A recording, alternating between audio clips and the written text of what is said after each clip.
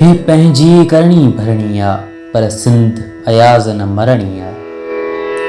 हे पंहिंजी करणी भरणी आ पर सिंध अयाज़ न मरणी आ। आख़िर हीअ रात गुज़रणी आ तो छो घबरायो आ प्यारा। अस्सलाम वालेकुम दोस्तों, आहियां महबूब उमर जो। दोस्तों, मुंहिंजे ख़्याल में तव्हां सभु वांदा हूंदो मूं वांगुरु ऐं तव्हांखे घरु रहणो पवंदो। यकीनन घरु तव्हांखे रहणु बि घुरिजे।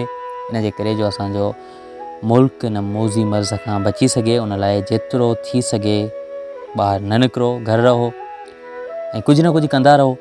मतिलबु त या त कुझु सिखो या कुझु सेखारियो, पर वांदो वेहण मां त को फ़ाइदो न। बहरहाल दोस्तों, अॼु जी हिन वीडियो में आउं तव्हांखे ॿुधाईंदुसि कुझु अहम वेबसाइट्स जे बारे में रिगार्डिंग फ़ोटोग्राफ़ी।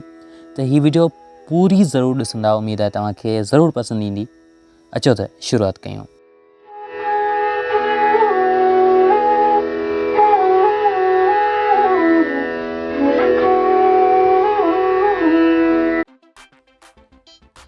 दोस्तों, जेकॾहिं तव्हां वटि कोई अहिड़ो फ़ोटो आहे जेको नंढी मोबाइल सां निकितल आहे या का पुराणी पिक्चर पियल आहे जेका मतिलबु लो रेज़ोल्यूशन में आहे या नंढी साइज़ में आहे, उनखे तव्हां हाई रेज़ोल्यूशन में करणु चाहियो था ऐं उनजी साइज़ बि ख़राबु न थिए, यकीनन उनखे जेकॾहिं तव्हां छिके वॾो कंदो त उन जा पिक्सल्स फाटी वेंदा ऐं तव्हांखे रिज़ल्ट कंहिं बि कम जी कोन मिलंदी।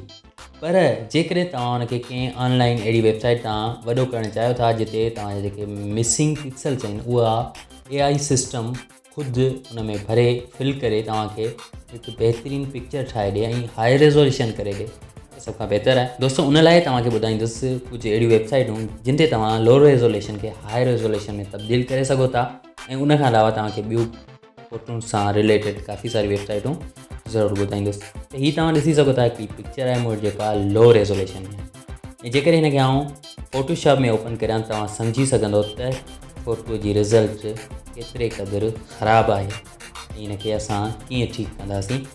ॾिसी सघो था, जेकॾहिं हिनखे असां ज़ूम था करियूं त हिनजी रिज़ल्ट बहितरु ख़राबु थींदी वञे। हाणे असां ईंदासीं हिकिड़ी वेबसाइट ते जंहिंजो नालो आहे imagelarger.com। दोस्ती, तव्हां ॾिसी सघो था imagelarger.com। हिन ते जीअं तव्हां ईंदा हिते को फ़ोटो ते क्लिक करे अपलोड कयो, असां वेंदासीं फोल्डर लो रेज़ोल्यूशन वारो फ़ोटो, हिनखे असां अपलोड कयो। हीअ अकाउंट घुरी रहियो आहे, को मसइलो न आहे, टेंशन न वठो। तव्हांखे तव्हांजी पंहिंजी ईमेल एड्रेस न आहे लॻाइणी, तव्हां बसि वञो tempmail.org ते ऐं हिते टेम्परेरी का बि ईमेल कॉपी करे वठो। सही आहे, कॉपी करण खां पोइ हिते तव्हां पंहिंजी उहा ईमेल लॻायो ऐं हिते पंहिंजो को रैंडम पासवर्ड लॻायो। पासवर्ड लॻाइण खां पोइ हींअर तव्हां उन ई वेबसाइट ते अचो, यानी tempmail.com ते, ऐं हिते तव्हांखे हिकिड़ी मेल ईंदी जेका तव्हां पंहिंजी जंहिं मेल सां तव्हां पंहिंजे अकाउंट खे वेरीफाई कंदो उन खां पोइ हींअर तव्हां लॉगिन कयो। लॉगिन करण खां पोइ तव्हां हिते फ़ोटो खे अपलोड कयो। हाणे तव्हांखे ॿुधाए पियो त 2XL 4XL या हाई ग्रेड रिकमेंड ऐं मथे लिखियलु आहे आर्टवर्क फ़ोटो आहे, फेस आहे, असां हाई ग्रेड ते रखी था छॾियूं ऐं फ़ोटो खे रखूं था 2x, मतिलबु त 4 दफ़ा वधीक उन खां रेज़ोल्यूशन स्केल जेकी आहे उनजी उहा 4 दफ़ा वधीक हूंदी आहे। ऐं हिनखे डाउनलोड कयो। डाउनलोड करण सां ई तव्हां ॾिसी सघो था, वाह ज़बरदस्त जी रिज़ल्ट अची चुकी आहे। ऐं हिनखे जीअं असां सेव कंदासीं, हिते सेव हिन जो नालो ॾियूं imagelarger ऐं सेव करण खां पोइ हुनखे ॿीहर असां फ़ोटोशॉप में ड्रैग कयो। फ़ोटोशॉप में ड्रैग करण खां पोइ हाणे तव्हां हिनखे ज़ूम करे ॾिसो, तव्हांखे बिल्कुलु अंदाज़ो थी वेंदो त वाकई इमेज केतिरे क़दुरु बहितरु थी वई आहे पहिरीं खां। दोस्तों, हीअ आहे उहा इमेज जेका असां imagelarger में स्केल कई आहे ऐं हेठि जेका आहे उहा आहे असांजी ओरिजिनल इमेज। जेकॾहिं असां चहिरो ॾिसणु चाहियूं, ॾिसो केतिरो फ़र्क़ु अची वियो। ठीकु आहे दोस्तों, इन तरह जी हिकिड़ी ॿी वेबसाइट आहे जंहिंजो नालो आहे लेट्स एंड हैंड। दोस्तों, हिन वेबसाइट ते अचण खां पोइ तव्हां हिते बसि लॉगिन कयो ऐं लॉगिन करण खां पोइ फ़ोटो अपलोड कयो। जीअं उन में ई थींदो आहे कि असां पहिरीं वेबसाइट में ॾिसी आयासीं, अहिड़ी तरह तव्हां हिते बि 4x ताईं फ्री में करे सघो था पंहिंजी इमेज जी साइज़ खे स्केल अप उनखां वधीक जेकॾहिं तव्हां कंदो तव्हांखे चार्जिस ॾियणी पवंदी। हिते मूंखे 4 फ़ोटो फ्री मिलिया आहिनि। दोस्तों वधीक जे लाइ मूंखे सब्सक्रिप्शन ख़रीद करणी पवंदी वेबसाइट जे लाइ, ऐं बाक़ी हिनजो नालो असां लेट्स एंड हैंड रखियो। दोस्तों अहिड़ी तरह हिकड़ी वेबसाइट बि आहे जंहिंजो नालो आहे पिक, ऐं इन ते बि साॻियो कमु थी सघे थो।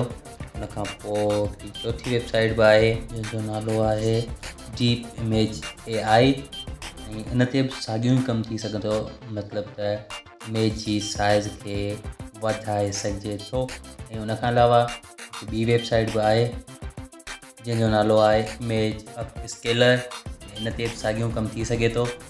दोस्तों हाणे असां ॻाल्हाईंदासीं बैकग्राउंड खे हटाइण वारी वेबसाइटनि जे बारे में, जेके फ़ोटो जो बैकग्राउंड तव्हांखे कुझु सेकंड में रिमूव करे ॾींदियूं। जिन में पहिरीं वेबसाइट आहे जंहिंजो नालो आहे remove.pg। उन जे बारे में तक़रीबन साल अॻियां पहिरीं वीडियो ठाहे चुको आहियां, जेको तव्हांखे हिन वीडियो जी आई बटन में मिली वेंदो। तव्हां ॾिसो, बसि फ़ोटो अपलोड करिणो आहे, वधि में वधि 2 या 3 सेकंड में इहो फ़ोटो तव्हांजो बिगेर बैकग्राउंड जे ठही डाउनलोड थी वेंदो। ही तव्हां ॾिसी सघो था, हिन जी रिज़ल्ट कुझु हिन तरह जी आहे। ऐं उनखां पोइ असां वटि हिकिड़ी ॿी वेबसाइट आहे जंहिंजो नालो आहे bgrazor.com।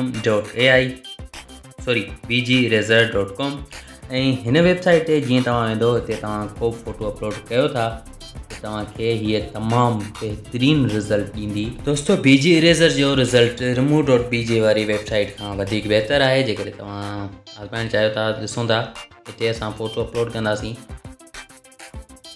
ऐं हीअ तव्हां हुनजो रिज़ल्ट ॾिसी सघो था। ओके, उनखां बहितरु आहे बाक़ी। उनखां पोइ असां वटि आहे bernardbonanza.com। हीअ वेबसाइट बि तव्हांजो बैकग्राउंड रिमूव करण वारो कमु कंदी आहे, पर हिन में तव्हांखे कुझु कमु मुख़्तलिफ़ मिलंदो। मतिलबु त हीअ तव्हां ते छॾियल आहे त तव्हां कीअं मतिलबु पंहिंजी फ़ोटो जो बैकग्राउंड रिमूव करणु चाहियो था। जे तव्हांखे मुख़्तलिफ़ टेम्पलेट्स ॾिना वेंदा, जिन मां जेको तव्हां सिलेक्ट कयो, मुख़्तलिफ़ टेम्पलेट ॾिना वेंदा जिन मां जेको तव्हां सिलेक्ट कयो उनखे डाउनलोड करे सघो था। त सही तव्हां ॾिसी सघो था, किथे बैकग्राउंड हुन रिमूव कयो आहे, किथे छॾे ॾिनो आहे, किथे वार ई उड़ाए छॾिया आहिनि, किथे मतिलबु इमेज जो अधु कोन्हे। बहरहाल हिनखे तव्हां पाण पंहिंजे हथ सां बुर्श सां जितां जितां सिलेक्ट कंदो, इहा ऑटोमेटिक AI जे थ्रू उनखे सिलेक्ट करे वठंदो ऐं बाद में उहो फ़ोटो तव्हां डाउनलोड करे वठो। त दोस्तों ही हुयूं उहे वेबसाइटूं जेके असांजी फ़ोटो जो बैकग्राउंड ख़तमु करे ॾीनि थियूं। तो दोस्तों हाणे असां ॻाल्हाईंदासीं उन्हनि वेबसाइटनि जे बारे में जिन तां असां फ्री में PNGs डाउनलोड करे सघूं था। दोस्तों सभ खां पहिरीं जेकी वेबसाइट आहे उनजो नालो आहे cleanpng.com। इन वेबसाइट ते जीअं तव्हां वेंदो त तव्हांखे कुझु हिन तरह जो इंटरफेस मिलंदो, जिते तव्हांखे काफ़ी नयूं PNGs मिलंदियूं, जिन में कुझु इमोजीज़ आहिनि जेके अॼु जे हिसाब सां टॉप ते आहिनि, ऐं उनखां अलावा ॿियूं काफ़ी सारियूं PNGs तव्हांखे मिली वेंदियूं। ॾिसी सघो था, कुझु मास्क जूं PNGs ठहियलूं आहिनि। ऐं हिते जेकॾहिं तव्हां कुझु सर्च करणु चाहियो, मिसाल तौरु मूं ते मोबाइल सर्च कयो त मोबाइल सां रिलेटेड जेके PNGs हूंदियूं उहे मूंखे हिते मिली वेंदियूं।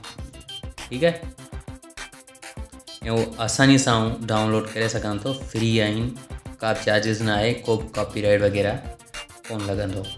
cleanpng.com।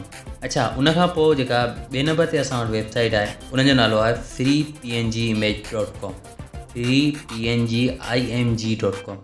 दोस्तों हिन ते बि साॻियूं तव्हांखे PNGs फ्री में मिलंदियूं, जेके तव्हां हर कैटेगरी में डाउनलोड करे सघो था। मुख़्तलिफ़ कैटेगरीज़ हिते आहिनि, उनखां अलावा तव्हां सर्च करे सघो था। अच्छा, उनखां पोइ तव्हांखे जेका टी वेबसाइट ॿुधाइण वारो आहियां उनजो नालो आहे pngmart.com। ऐं हिते बि तव्हांखे हर कैटेगरी जी अलॻि अलॻि PNGs मिलंदियूं, जीअं electronic, food, object, sport, love, movies वग़ैरह वग़ैरह हर क़िस्म जी तव्हांखे PNGs डाउनलोड करण जे लाइ मिलंदियूं, ऐं तव्हां पाण डाउनलोड करे पंहिंजे थंबनेल्स में, पंहिंजे प्रोजेक्ट्स में किथे बि यूज़ करे सघो था। फ्री आहिनि बिल्कुलु, को कॉपीराइट वग़ैरह न आहे। अच्छा, उनखां पोइ जेकी आहे वेबसाइट उनजो नालो आहे stackpng.com। हिते बि तव्हांखे खोड़ सारी PNGs मिली वेंदियूं, मतिलबु त डाउनलोड करण जे लाइ तव्हां फ्री में डाउनलोड करे सघो था। ऐं सेम साॻी शइ जेका असां ॿियनि वेबसाइटुनि ते ॾिसी आयासीं।